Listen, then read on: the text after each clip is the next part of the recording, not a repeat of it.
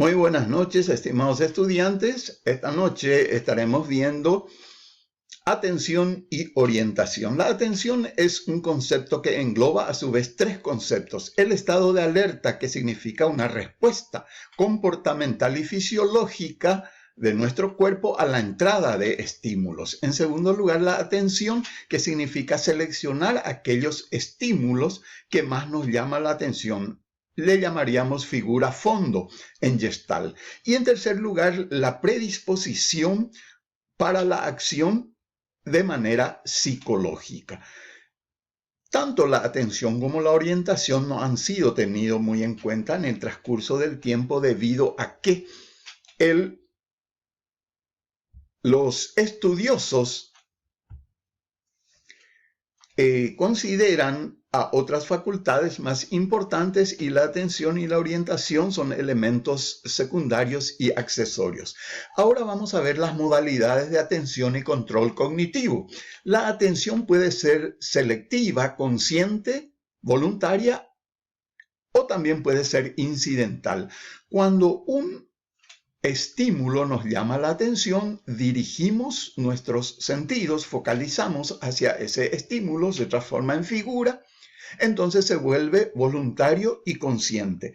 Pero en otro caso se vuelve incidental porque el estímulo penetra en nuestro campo atencional sin que nosotros tengamos la voluntad de recibirlo. Por ejemplo, cuando estamos viendo una película, estamos estudiando, pasa una moto con caño de escape libre o a alguien se le antojó explotar una bomba 3x3 y escuchamos ese ruido y entra dentro de nuestro campo atencional sin que nuestra voluntad coopere en eso. Ahora vamos a ver lo que es la alertización. La alertización significa una actividad anticipatoria que tiene nuestro cerebro a cualquier actividad que nosotros queremos realizar.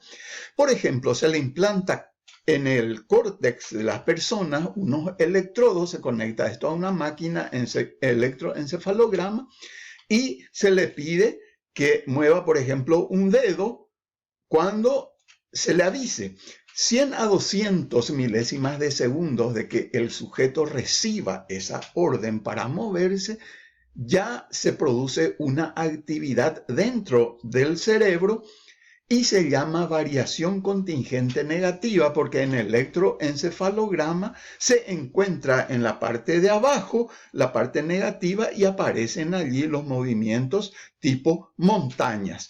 Entonces, eso es lo que se denomina la alertización. Cuando hablamos de introspección, hablamos del método introducido por Boone, que es meterse hacia adentro.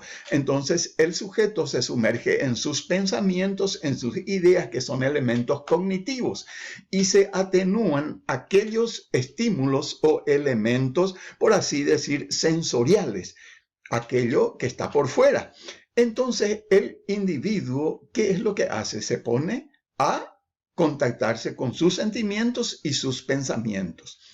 Y hablamos del control cognitivo, que es la capacidad que tiene nuestro cerebro para cambiar de un tema de conversación a otro, de una idea a otra. Entonces podemos hablar de deportes, podemos hablar de religión, de política, al rato de estudio, al rato podemos chimentar, y ese control cognitivo nos permite saltar de una situación a otra.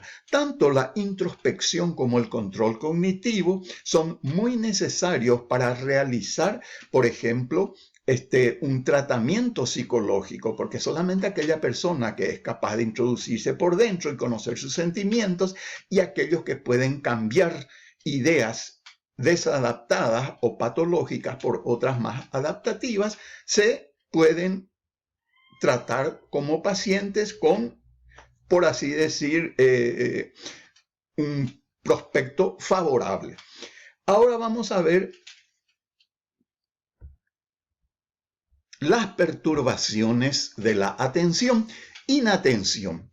Cuando nosotros hablamos de la inatención, hablamos de una incapacidad de movilizar la atención, o sea, una lentitud extrema. También le llaman inercia de la atención. Vendría a ser como la luna que gira alrededor de la Tierra. Hace miles de años que gira alrededor de la Tierra y va a seguir girando. Entonces el paciente hace lo mismo sobre una idea interna que tiene, entonces al estar concentrándose en eso, le impide escuchar, ver, sentir todos los otros estímulos que están a su alrededor.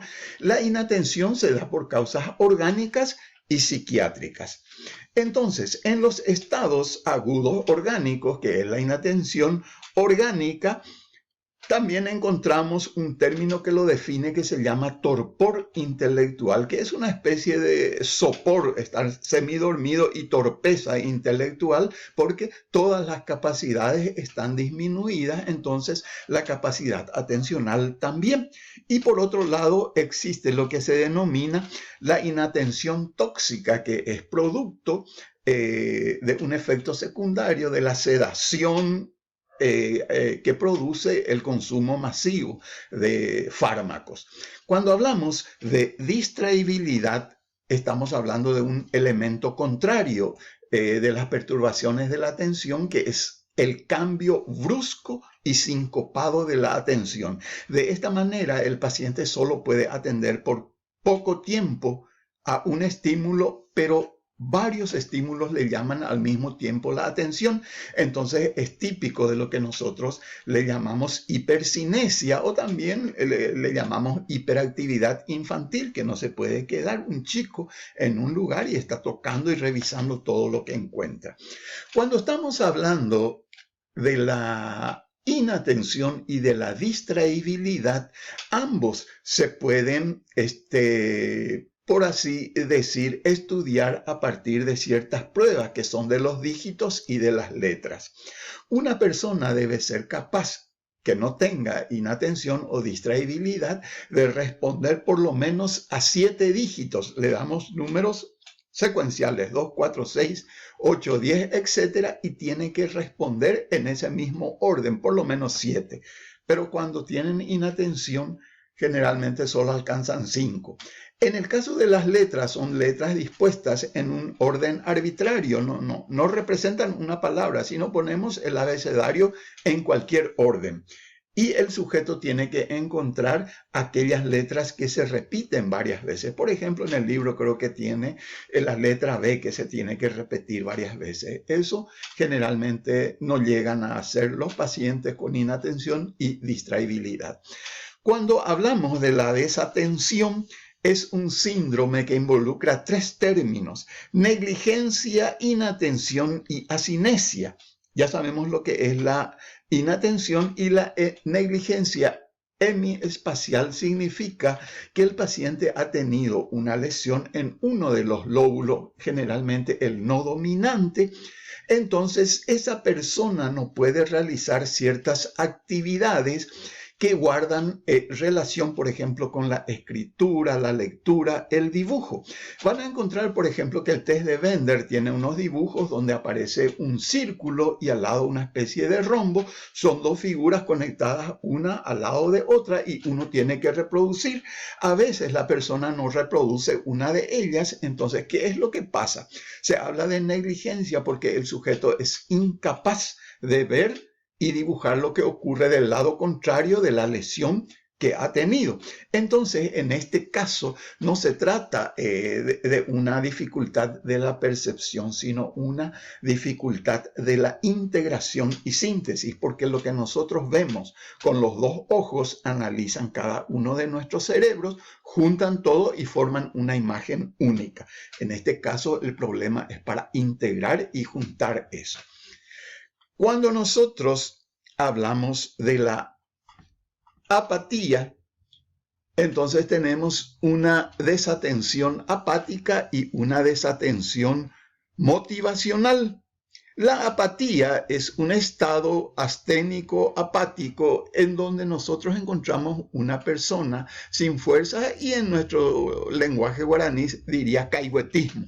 Entonces no mantiene grado de atención que debería de tener el sujeto por un tiempo razonable. Entonces tenemos una inatención apática que se produce porque el sujeto está con fatiga extrema, a veces el sujeto no durmió bien, tiene el sueño retrasado, a veces está mal alimentado, llega a un estado de caquexia, es decir, un esquelético, a veces también como efectos secundarios del consumo de fármacos.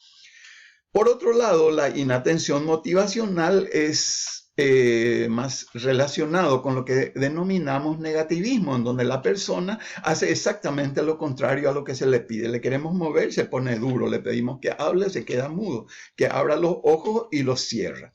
Fatigabilidad implica que el paciente llegó a un estado de cansancio o fatiga crónica, y esto se puede dar por tres razones.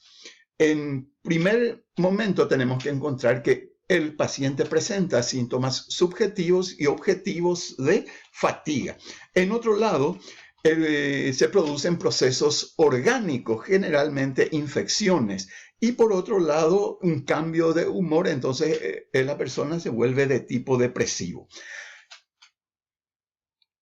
Ahora vamos a entrar en lo que se llama la orientación. La orientación depende mucho de nuestra ubicación en el tiempo y en el espacio. Y este reconocimiento espacio-temporal, o también se llama temporo-espacial, depende mucho de nuestras funciones sensoriales. Entonces nos ubica en el tiempo y en el espacio. Cuando lo que ubicamos es nuestro cuerpo, nuestro sí mismo, nuestro yo, se llama orientación psicofísica, mientras se denomina orientación alopsíquica cuando esta orientación se refiere al tiempo, al lugar, al momento en que estamos viviendo. Entonces nosotros nos orientamos en esos dos lugares y así grabamos y guardamos en la memoria. Eso vamos a ver cuando estudiemos memoria. La desorientación se produce por tres causas. Por causas orgánicas hay una doble orientación y una falsa orientación. Al contrario de la orientación, es decir, la incapacidad de ubicarse en tiempo-espacio. La desorientación orgánica se da cuando el sujeto es incapaz de ubicarse en el tiempo, en el espacio, en el lugar, y a veces confunden si están hospitalizados su casa con el hospital, sus parientes con los médicos, con los enfermos, y así por delante. No tienen idea del día, del mes, de la hora en el que está. Cuando se produce lo que se denomina la doble orientación, se da, por ejemplo, en la esquizofrenia. Por un lado, el paciente es capaz de orientarse en los parámetros normales, es decir, en el lugar en donde se encuentra. Pero como sufre de alucinaciones y sufre también de delirio, escucha voces, ve cosas que no existen, eso interfieren y se superponen a las informaciones que va recibiendo de su medio ambiente. Entonces tiene una doble orientación. Por un lado correcta y por otro lado que responde a sus patologías. Y la falsa orientación es cuando el individuo olvida y ya no tiene contacto con los parámetros normales del mundo que le rodea y solamente se orienta en sus delirios o en sus coordenadas patológicas. Entonces, con esto nosotros tenemos lo que es la atención y lo que es la orientación con los trastornos. Lastimosamente, por el poco tiempo que tenemos, no nos podemos extender, pero vamos a ver si de alguna manera podemos compensar esto de alguna otra forma. Les deseo el mejor de los éxitos. Prepárense bien, lean, tienen todos los materiales y allí van a encontrar las respuestas a todos los ejercicios que se les va a presentar. Mucho gusto.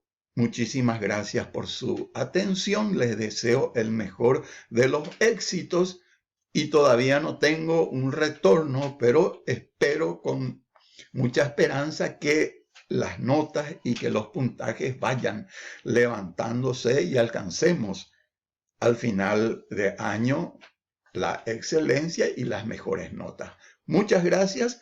Cuidémonos de esta enfermedad que se llama la pandemia, porque se necesitan psicólogos, pero principalmente psicólogos sanos, que no tengan ese problema y que se reciban.